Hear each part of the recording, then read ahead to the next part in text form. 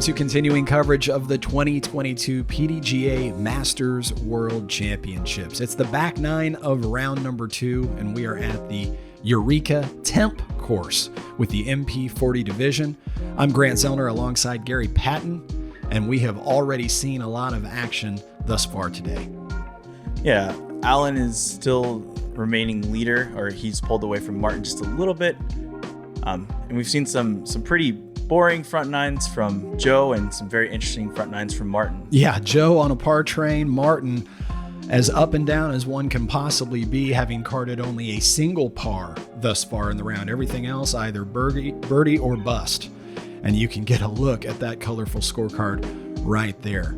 Yeah, the back nine is definitely more scoreable out here. I'd say the gauntlet per se is probably 5, 6, and 8 or so on the front nine. So it'll be fun to watch them attack these holes.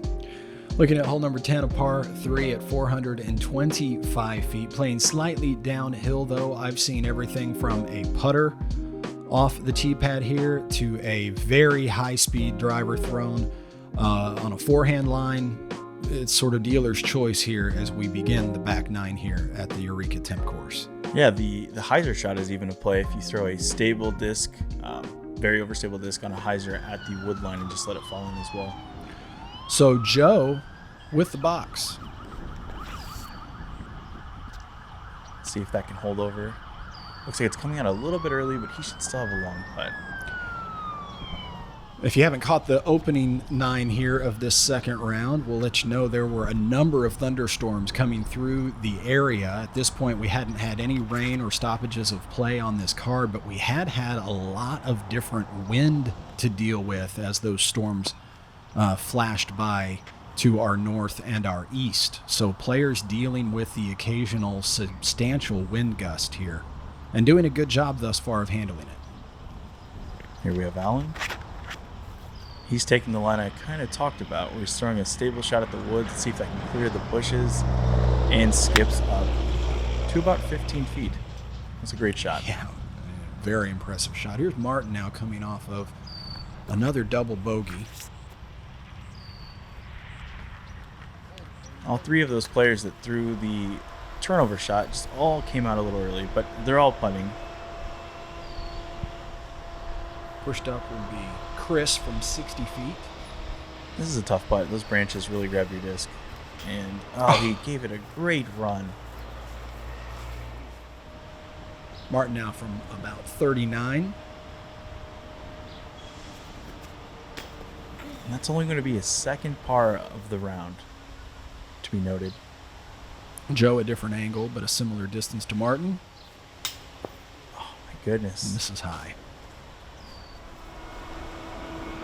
So Alan taps out the lone birdie here on the 10th. Yeah. Off to a great start. The rich get a little bit richer.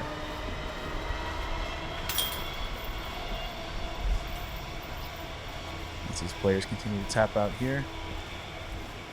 Looking at what might be the largest lead thus far in the tournament, Alan at 3 under. I think that's correct, unless somebody was off to a very hot start at Northwood, but stumbled later.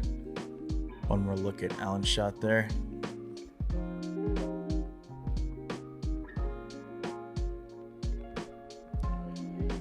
The par 3 11th measures 300 feet. The basket blind to the players from the tee box. Yeah, I feel like this hole plays a little shorter than 300 personally.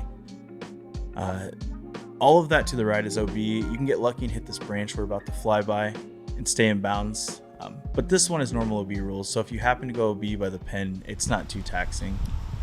Players staring at that OB line all the way up the left. And the skies are actually looking even more ominous than before. And it looks like rain even. We did. We got a few sprinkles at this point in the round just for a couple of minutes. And there's actually what I was talking about. Alan went OB, but he's probably about 20 feet or less, so it's not too bad. Joe up next, needs this disc to turn a little bit more. Man, he followed the line all the way down. I didn't think he was even past pin high, so it's interesting to see. He should have a 30-ish foot putt. I'm not surprised to see Kris go with the forehand here. Yeah, nice safe shot. but not if you lose it out of the hand like he just did. That disc down into the deep water. And he'll have about 100 feet up and down there. See if Martin can save the card here and get us a birdie. There's a great angle as long as it's not drifting too much. Oh, wow, that disc straight to the ground at just the opportune moment. So now Kris with still 140 feet to go. Nice not up and down, but nice upshot there. I feel like Martin threw that good shot. This kind of shapes to his ideal shape for his normal shot making. So Joe, a 32-footer now to save par. Just a little short. And he is all over it. And Alan looks like he's going to be even closer than I thought, maybe 15 feet. Yeah, at the most. And this also to save a par after the OB stroke. Yeah, I don't mind holes designed like this where you can almost ace run it and still be guaranteed a 3 most of the time, which is nice. Martin taps in that birdie. After 3 double bogeys and a single bogey on the open and 9 to go with 4 birdies, Martin needs to card a couple of more under par here in this back 9 to get back to even for the day. Meanwhile, Joe taps out his own bogey. I'll watch Martin here throw his shot one more time as the players cross the bridge and go around to the long walk up to hole 12. Yeah, and it is a long walk, and that's something of note here for those that haven't seen this course in person. Several places during the course of the round, there are very, very long walks, either from the tee to where your landing zone is or from basket to the next tee. By the end of the round, you've gone a long way. Yeah, it's a lot of walking. So the 12th is a par 3 at 354 feet, the infamous water tower hole, playing to an island green that surrounds the water tower. The basket placed almost perfectly behind the tower from the vantage point of the tee. Yeah, and there is a layup option, but I think you'd have to throw about 175 feet to get in the ideal zone, and you're pretty much showing that shot twice in a row. Martin here looks to be going for it. And one thing to note, if you hit the water tower more than a couple feet up, and that's a fantastic shot, your disc will most likely roll out of bounds. And the shot also, it probably plays about 415 feet or so. Yeah, with the elevation for sure. Here's Alan. He needs to skip. Oh, he's not quite. Short. Not quite. Really close there for Alan, so he'll go straight to the drop zone. Joe up next.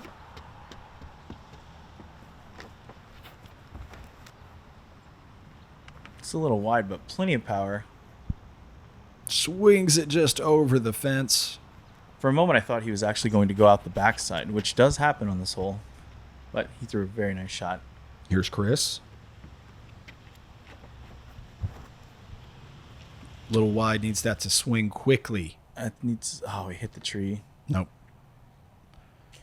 On very rare occasions, I've actually seen that tree hit and the disc's still going bounds. But now Alan's left here with a very awkward shot. He's looking to just get past the side here and drop it on the basket. Needs that to get down. That's fine. No problem. A little bit of a nervy putt there, but Kris is electing to go to the left side here, which is totally fine. The island is the same all around. Well placed there. It's about 170 feet from drop zone to basket with one of the world's largest obstacles imaginable in your way. Here's Martin. You mean you haven't played a lot of holes with water towers in the way? No, I haven't. Surprisingly enough, Martin off to the right there with his 40-foot bid. Here's Joe now with an opportunity. He does it. He has ended the streak. Although I think he's covering up a bogey, so he just, if it's even we're right keel, back to even, aren't we? And here's Alan. 21-footer to save his bogey. And I can't say it enough. Even out here through 12 is fantastic still. So Joe's round is going just fine. Kris saves a bogey of his own. Martin now for par.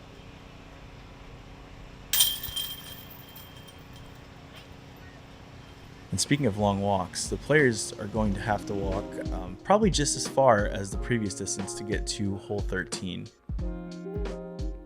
And you always have time to reflect on good or bad decisions during these walks, so. Yeah, this can't be overstated enough. This is a long walk. A lot of players actually go by where their cars are, so this group was debating whether they needed to pick up umbrellas or rain gear, with the threat of rain getting ever closer as we get to our final 6 holes of the day, starting with this par 5. 1,080 feet, first over the water and then along the water's edge here, with a sort of a side hill lie guaranteed for the latter 2/3 of this particular hole. Yeah, so this hole could be, it's a lot more intimidating than it looks, or it's a lot less intimidating than it looks at first. You really just have to break it down into about 4 similar shots. Off the tee, there's a tree there towards just the middle here, as his disc will probably hyzer towards it. So if you get by that tree, as long as you're just below it, which I guess he's about even with it, you're trying not to let that tree get in the way. The more aggressive shot is to throw over to the right, leaving you with a wide open shot. But you're essentially just trying to throw like a 350 to 375 foot hyzer, and then do it again a couple more times. Martin shows us a pretty typical drive here on the 13th. And the further you go off the tee, as Alan throws, the harder it is to play the actual fairway that's intended. Yeah, you can definitely get too aggressive here off of this tee shot, and while you'll be safer and further up the hillside, you might have a much less desirable angle for your second shot. And Kris is taking on, as long as it doesn't go too far, there, Kris is in the perfect spot here. He's also the only player that got it up to flat. So Joe still has a realistic shot here. I think he's looking for about 350 again. There's a giant bush here, right there you're seeing on the right side of your screen. As long as you clear that bush, you are looking great for a birdie. Joe does just that. Here's Alan. Here's another look at the bush too from the short side. Alan very wide. Oh no, did he go? Oh yeah. No. Caught the tree over the water, dropped straight down into the water, so never on land. He'll only get to advance 20 or 30 feet. Meanwhile, Martin trying to do what Alan did, but get around that grouping of trees. That looked like it carried enough to clear. Oh, sure did. Easily. All right, Kris is the last person here. He's probably going to go just under that branch, I would assume. Yep, under it and pushing. As long as it doesn't take a bad reaction and hit an anti-roll, he'll be fine. The silver lining with Alan's obese shot, at least he can take it back here and he can get himself to the proper hyzer angle and maybe save his par. I guess not his par, his bogey.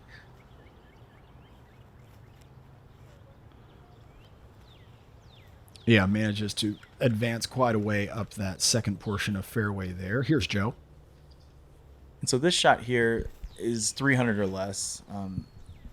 He's just looking for a nice hyzer to get as close as possible. That should take a little roll. Yep, and he's parked. Well done there by Joe. There's Martin now from only about 288.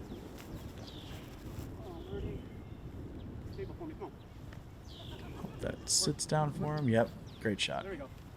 Oh, softly in. Alan now looking at just 255. That shot looks perfect as well. These players are making this last hyzer look very easy. And Kyle from just 250 feet. Or excuse me, Kris from just 250 feet. That was a really good tree. Believe it or not, there is OB you can get to back there. Kris now from under the tree. Nice catch there. Good putt from the knee for the birdie. Making Tennessee proud. Good old Rocky Top. Here's Martin. There we go. Nice birdie from Martin. That long pause in his in his putting stroke. Gets everything sort of settled, and then he explodes straight at the basket. I like Martin's Really putting rooting stroke. for Joe here. There it is. He goes under par. He's been fighting all around. And Alan saving a bogey. Frustrated, but there are worse things than taking the occasional bogey here at the Eureka Temp course. One more look, though, at this birdie putt from a knee. Low ceiling. Well executed by Kris. Yeah, 3 birdies in the hole is really solid. Play disc golf. Pelaan frisbeegolfia. Spill disc golf. Ja. To help recognize players of all ages and backgrounds, we are excited to announce the PDGA Global Master Series. Beginning January 2023, anyone competing in a Masters division at a PDGA-sanctioned tournament will qualify. You'll be ranked with other players in your division from around the world. And the player with the 8 highest rated rounds will become a PDGA Global Master Series champion. Visit pdga.com/GMS. Ledgestone. Every summer, hundreds of disc golfers flock to the greater Peoria, Illinois area to compete in the sport's richest and most charitable event, the Ledgestone Open. But what does Ledgestone look like for the rest of the year? On the surface, Ledgestone is one of disc golf's leading retailers, but look a little closer and you'll find a group of motivated individuals providing the best possible service to the disc golf community. So whether you're building a bag, wanting to support your favorite pro, or looking to add to your disc golf wardrobe, choose the retailer that's as passionate about the sport as you are. Choose Ledgestone. The challenging 14th here at the Eureka Temp course is a par 4 measuring 850 feet. Playing down the hill to this little sort of washout area, that tree there off just to the left as the camera flies by, about 350 feet from the tee pad. And then the hole continues to wrap around here to the right to a basket on a side hill lie. Really difficult par 4 here. Yeah, it plays very long. And as you were saying too, you can see as we get to the basket, there's kind of a little runaway factor on the backside. Joe first on the box. Trying to play safely down the middle. And that shot's fine. A par on this hole is really, really good. Martin up next. He's looking for that to pull over a little bit. So let's see if it sits down. It's going to be close. Nope. I just went OB. Here's Kris.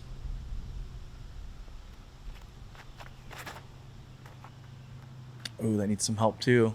Overturned a little bit and into the water. Let's see if Alan can get the shape appropriate here. This one turned as well, but not overturned. Looks like it may just drift back for him. Yes, it does. So Joe to play first. And he's still 525 feet from the basket, at least, I would say. Good guess. I measured it at 530. Well done. Oh, at least he hits land. Yeah. Very frustrating outcome there for Joe. Did you realize someone was reeling in their frog underneath his flight there?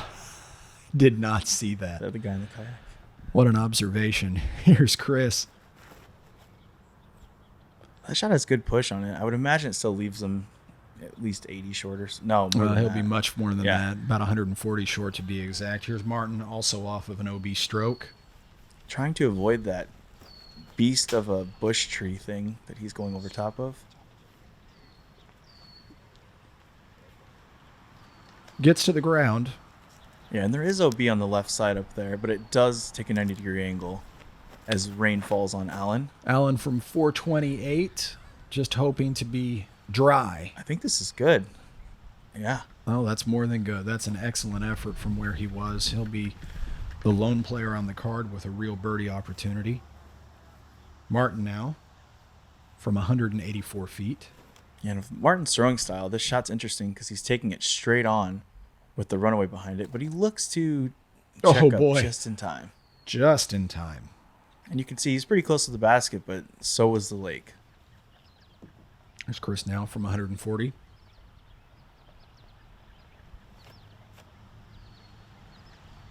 That's a normal play there. Just throw it into the little valley he's parked.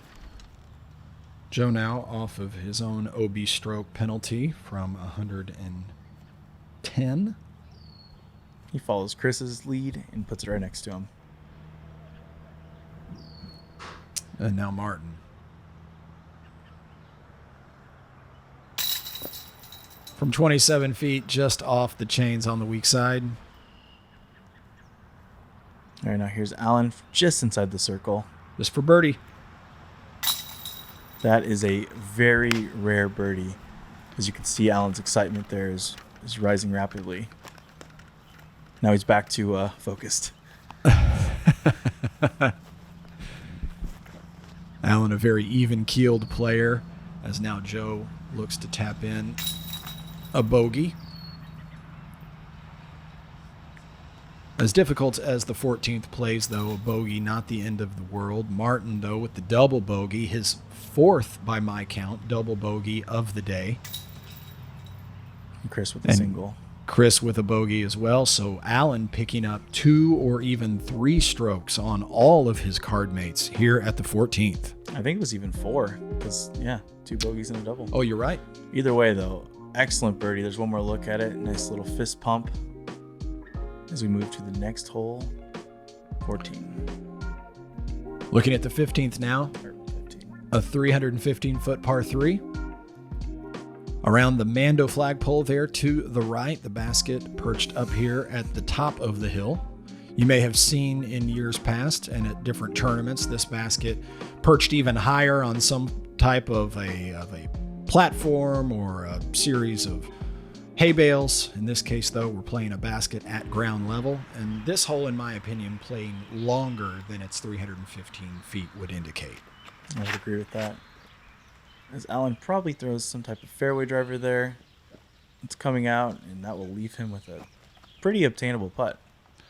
The rain beginning to fall finally, one of these little summer showers making its way to our area. Joe with thumber number 2 of the round, I believe. Oh, wow, look at that. Somewhere in circle 2. Here's Kris. Yeah, these players are really trying to... Oh, a roller. Interesting. It looks like it's actually going to work. Yep, just in time. So let's see how close this gets to the basket. Stalls out a little bit early. We've seen 3 very different shots here. I have a feeling that Martin is just going to follow Alan's line. Yep, Martin favors the left to right drifting backhand. And that's in jeopardy of going in the parking lot, but the tree just saves it. Okay. It does. The tree, I think, saved him from going possibly out of bounds there. So here's Martin from 70. What a putt. He knew it. And the rain falls for cinematic effect. Wow, what a putt. Great way to come off of that double bogey at the 14th. Here's Joe now. And you're right out of his hand, just a little bit short. Alan up next from just outside the circle. Just a little bit low. Not quite up. There was something distracting Alan in the background. And after this hole was over, he talked about how he blamed himself for not backing off of his shot for just a moment, resetting. So he wasn't, I thought it was a classy move by him. He wasn't angry at the person in the background or whatever it was that distracted him. He said it was his own fault. He should have taken a moment. Thought that was a good lesson to pass on to those watching when it comes to making sure you're set for every one of your shots and every one of your putts on the course. As we get another look here at Martin's 70-foot putt. And also, shout out to Kris, too, for throwing the roller and getting the nice birdie as well. This putt is just epic with the rain. Yeah, send that in for an Emmy. Fist pump. The 16th, a par 4 at 606 feet with OB to the left, running all the way down the length of the fairway. Also some Mandos to contend with on the right side, just beyond this shrubbery and this walking path. The basket is tucked off to the right here, just over the rise. Yeah, and this walking path wasn't here in years before, or at least it's never been completely concrete. I would imagine Kris is going to throw a roller here, judging from what he did on the previous hole, and he does. Gets the disc to the ground as the rain continues to fall here at this point during our back nine, drifting up there and to the right side of the fairway. Here's Martin. Gets this turned over a little bit, but it looks like it has decent stability and actually catches the new cart path per se and gets down to the 250 mark. Alan to play next.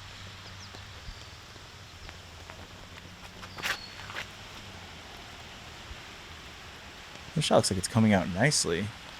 Yeah, I thought that was overturned initially, but Oh, needs to slow down.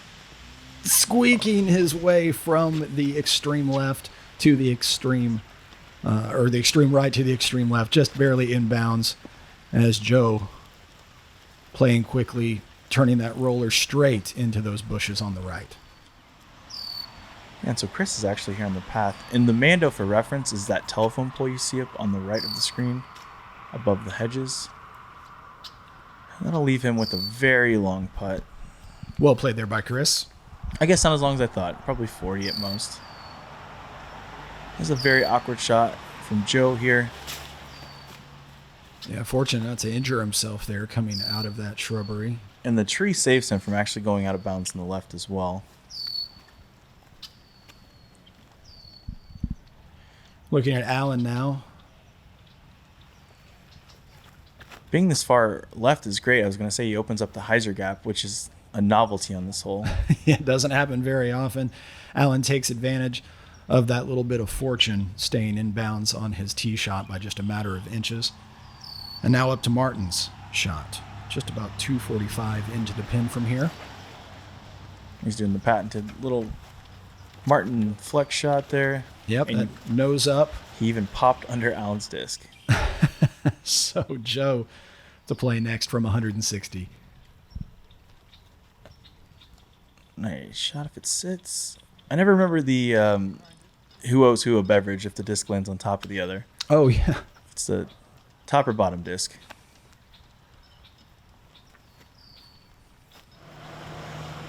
Here's Kris now from about circle's edge.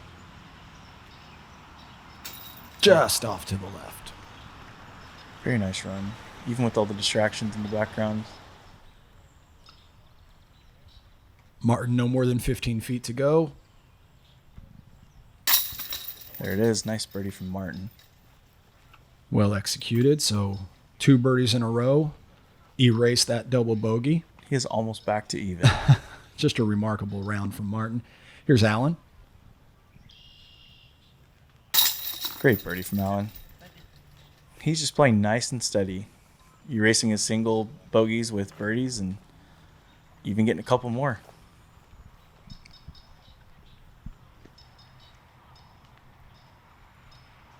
As Joe invisibly putts this in, I would imagine. Oh, there he is. Well executed by Joe to finish out with a par. He's frustrated, but par's never a bad result here at Eureka Temp. There's Kris cleaning up for his par as well. So 2 down on that hole in pouring rain. Well, half the hole was in pouring rain. Is not too bad. Yeah, and then all of a sudden completely dry. Not another drop to fall for the duration of the round. Players dealing with all sorts of different distractions and challenges, as probably should be expected to make this a world championship. We move on to the 17th, a par 3 at 310 feet. This another of the many iconic holes here at the Eureka Temp course. Water carry all the way to an island green with a mandatory drop zone for missing this island green. Yeah, this hole says it's 310, but I think it plays more like 330 or so. Martin's going to go straight at it, I would imagine, and he does. That looks like it has the appropriate amount of push to it, and yep, should be pretty close there. Beautifully executed to about 12 feet away. The 2 other common plays are the forehand hyzer or the flex fairway driver or mid-range. as we see Alan doing right now. Sending this disc out to the right, watching it drift back in for a drop in. Yes, Alan looks to get to 3 under on the round.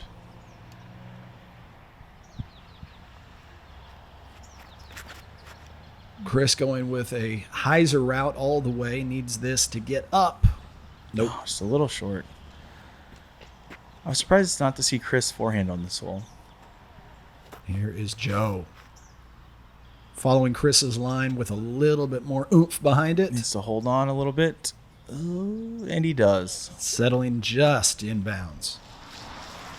So Kris from the drop zone here. You're still 175 feet or so from this drop zone. You know, there's a little water and concrete and a boat dock in the way. Stressful drop zone for sure. Here's Joe now. There it is. Nice birdie from Joe. 22-footer up and in. He waves at the patrons. Yeah, a little gallery gathered here toward the latter part of the round for this grouping. Martin now from no more than 12 feet.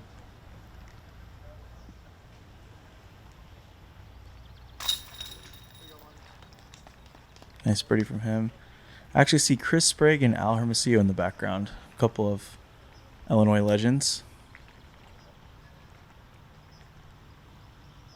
Now this for Kris now, excuse me, this for bogey.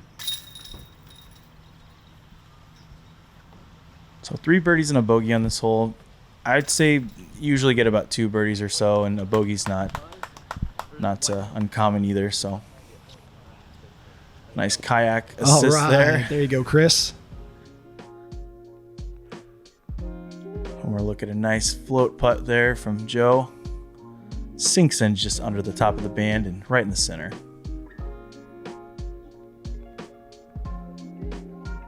And we've made it to the 18th here at Eureka Temp, par 4 at 711 feet. Amando to the right off the tee pad. Concrete stage here on the left, playing as a casual space, almost like casual water. If you land on that area, you can choose to go ahead and throw from there, or you can take casual relief. The basket in its traditional location here down near the water line to the left. Yeah, and I haven't said it a lot this round like I had the previous round, but this is a very, very long 711 feet. Yeah, it is. Low ceilings, the lake, and yeah, it's just a mess of things to deal with. Is Martin throwing a roller? It looked like he was pretending to throw one there. Yeah, mimicking the shot shape he was going for and now executing that shape. Oh, and this is on a great angle. Let's see if we can... Yeah, this is fantastic. Oh, wow, look at this. Making the cameraman spin. And it's still coming back even. Oh, wow, look at this. And up against the backside of the stage. That could be a stance issue here. Meanwhile, Allen. He also elects for the roller. A little higher on the hillside. Yeah, they're matching the angle well to the slope. And his is going to fall out a little bit to the left also. Also there onto the concrete stage area. So he'll have the option to take relief from there if he chooses to do so. Joe back on the box.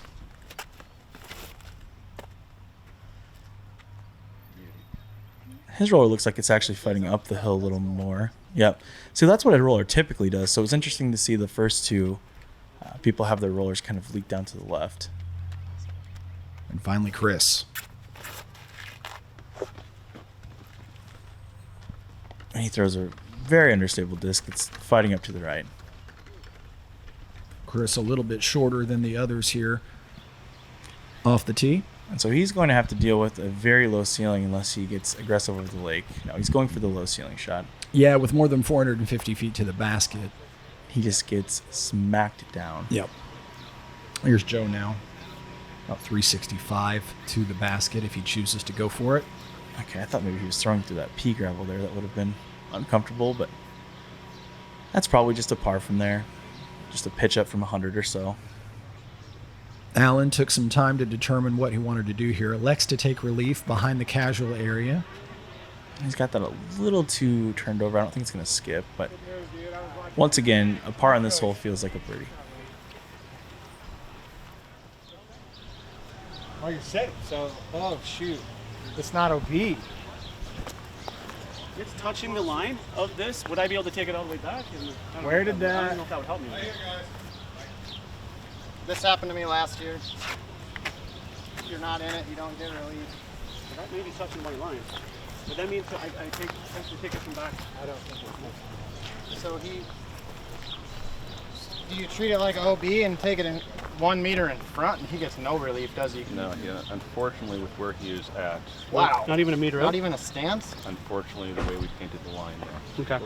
So I wish we painted the line differently. Yeah. Should have been a meter out. Yeah, absolutely. The line is where the line is. That happened to me last year, and I said something. Damn. But if you don't mark it, can you? Oh yeah, you can play from. Ah, nice. Way to be, Joe. Look at you, Joe. Or does he want to? It's an option. So we get a chance to listen in there as the players determine Martin's lie. Yeah, I left him with a very uncomfortable Anheuser shot there. I don't think it ever stalled out on him. Yeah, never came back over land, so he only gets to advance about 20 feet or so. Hope we can get this up and down. For what he had, that was very, very well done. Yeah, long putt there. Quickly to Kris now, still nearly 200 short. He left it a little bit short, but he's just accepting the downhill putt. He might get a good roll even. It's a good shot. Favorable roll there. Now Joe from about 100 feet. Great shot from Joe. Just a little bit work left there. Here's Alan from 80 feet. And that will solidify a -3 for Alan.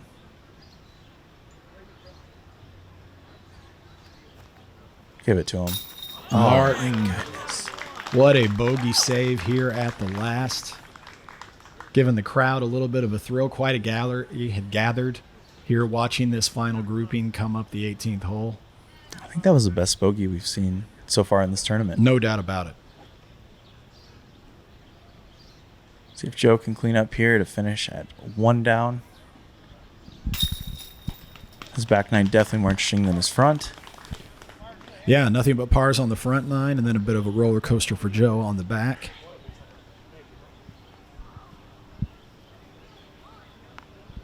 I like how Kris stepped away there, and he's really going to focus on this putt.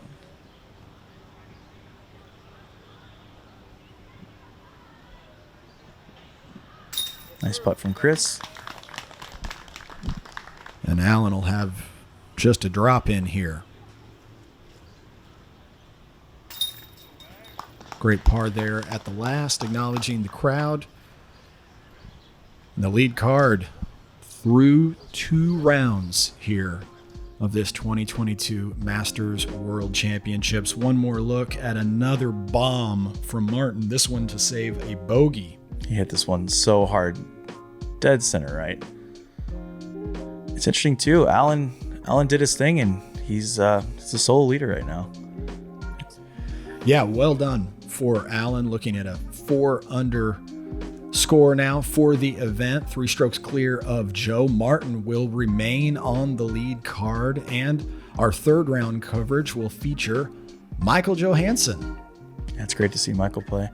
So make sure you're liking, following, and subscribing to the PDGA social channels and right here on YouTube, as we'll be back soon with round 3 action of the MP40 division here at the 2022 PDGA Masters World Championships.